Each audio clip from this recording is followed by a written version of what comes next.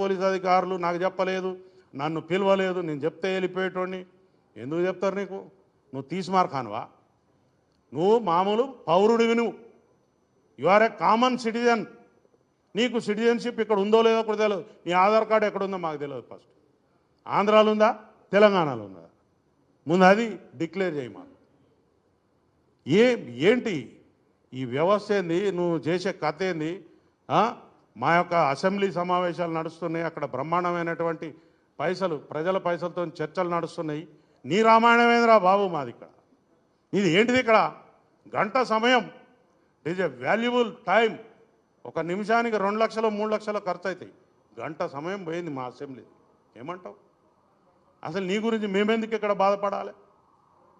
పిచ్చి పిచ్చిగా నీకు ఈ తెలంగాణ సమాజం చాలా మంచిది, సౌమ్యులు, ఎవరినైనా ఆదరిస్తారు. కాబట్టి మీరు ఇంకా ఇక్కడ నాటకాలు చేస్తూ ఉన్నారు. పిల్ల చనిపోతేనే, లేకపోతే ఒక పశువు చనిపోతేనే మనం ఆగి దాని గురించి తెలుసుకుంటాం.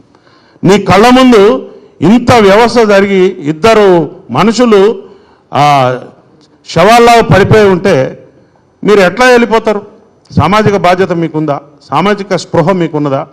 వెళ్ళిపోయిన తర్వాత ఆయన కళ్ళలో నాకు ఎటువంటి పశ్చాత్తాపం కనిపించలేదు. నేను ఏమి సక్సెస్ మీట్లు పెట్టుకోలేను, ఈ 15 రోజుల నుంచి సక్సెస్ మీట్లు జరగట్లేదు అనే బాధ ఒకటి కనపడుతున్నది. నేను పోలేకపోతున్నా అనుకుంటున్నాడు తప్ప వారు చాలా సక్సెస్ మీట్లు అటెండ్ అయినరు.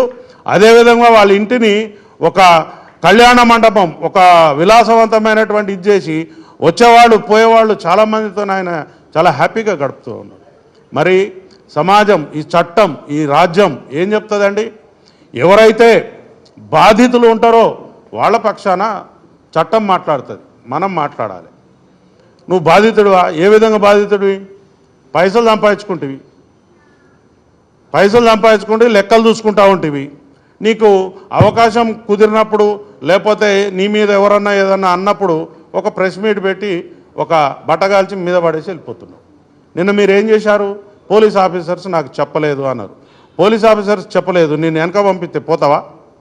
అది రాత్రిపూట కాబట్టి అక్కడ జరిగిన సంఘటనకు ఎవరైతే సినిమాలకు వచ్చినారో వాళ్ళు మాత్రమే అక్కడ చూడగలిగినారు. కానీ అదే ఒక డే టైం అయితే అక్కడ ఎంత రచ్చ అయి ఉండేది, అక్కడ లా అండ్ ఆర్డర్ని అదుపు చేసే పరిస్థితి ఉండేదా? మీరే చెప్పాలి. ఎందుకంటే అవాంఛనీయ సంఘటనలు జరుగుతాయి. ఇక్కడ జరిగిన వాడు బాధితుడు కాకుండా పక్కనోడు కూడా ఏదో ఒక పని చేసిపోతాడు. అంత చిన్న ఇరుకైన స్థలంలో ఇంతమందిని గ్యాదరింగ్ వద్దు అని చెప్పి మా పోలీసు వారు చెప్పిన తర్వాత కూడా, పోలీసు వారు ఎట్లా చెప్తారు సార్ అని మీరు అంటారు. ఒక అప్లికేషన్ నా దగ్గరికి వస్తుంది, ఆ అప్లికేషన్ మీద నేను ఎటువంటి రెస్పాన్స్ ఇవ్వకపోతే దాని మీద మాకు పర్మిషన్ వచ్చిందా లేదా అని కాగితం మీద రాపించుకుని, నువ్వు ఉన్నదే లీజు జాగాలో ఉన్నావు, జూబ్లీ హిల్స్లో భూమి కొనాలంటే ఎంత అవుతుంది? ₹2 10,000కి వస్తుందా? ఎవరో రాజకీయ నాయకుడు ఇక్కడ మీ ఇండస్ట్రీ డెవలప్ కావాలని చెప్పి మీకోసం ఒక సౌలత్ కల్పించారు. వాపును చూసి బలమని పొంగిపోదు. మీకు అంత వాపే, అది ఎప్పుడు పోతుందో ఆ గాడుపు పోతుంది. పబ్లిక్ తీసి పడేస్తారు. ఆల్రెడీ సగం తీసేసిండ్రు, మిగిలింది కూడా పోతుంది. దయచేసి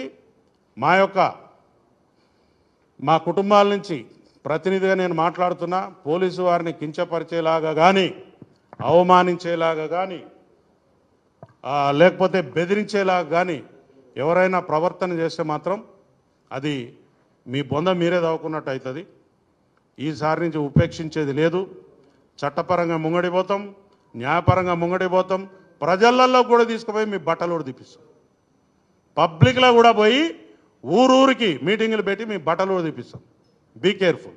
ఆయన ప్రతి విషయాన్ని కూడా ప్రతి నిమిషానికి ప్రెస్ మీట్లు పెట్టడం, ఆయనకు నచ్చిన విషయాలు చెప్పడం, వదిలేయటం, ఈ సమాజాన్ని గందరగోళపరుస్తూ ఉన్నాడు. అసలు ముద్దాయిగా ఉన్నవాడు ప్రెస్ మీట్ పెట్టచ్చా? ఆయనకు అది అధికారం ఉందా?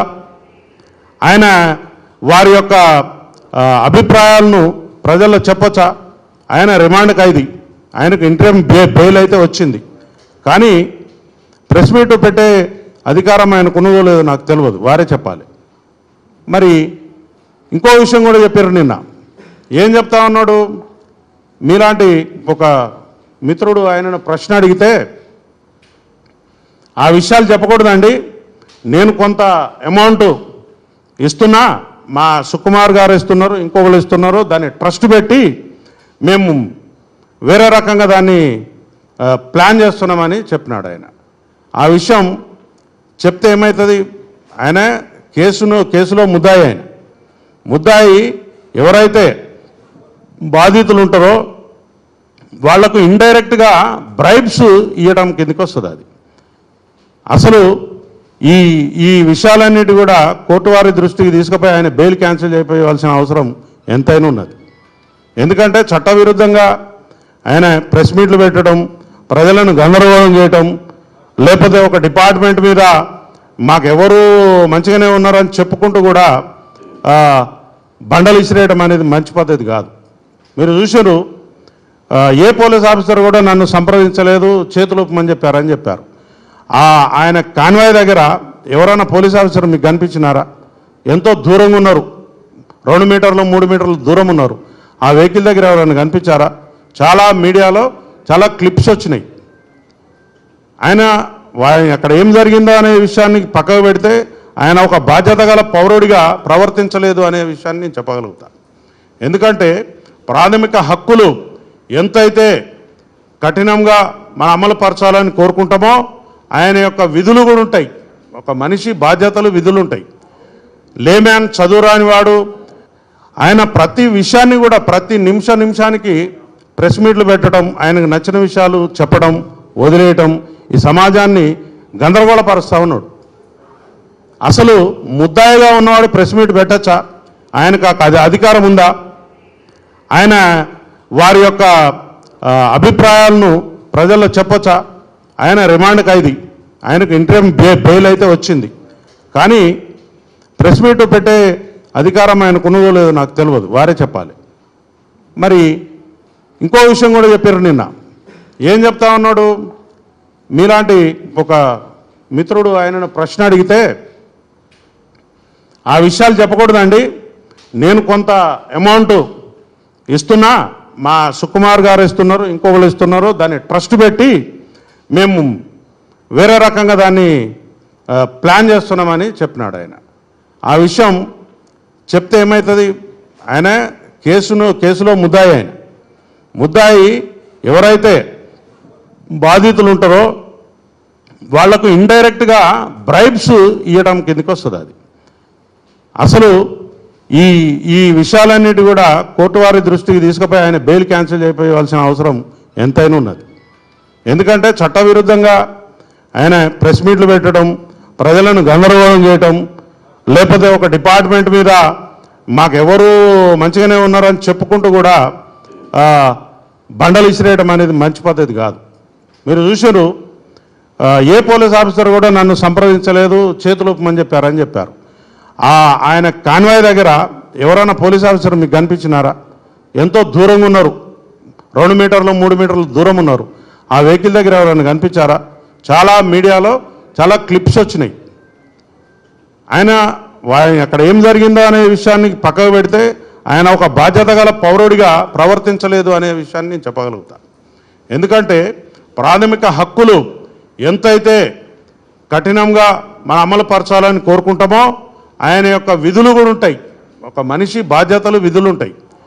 లేమ్యాన్, చదువురాని వాడు,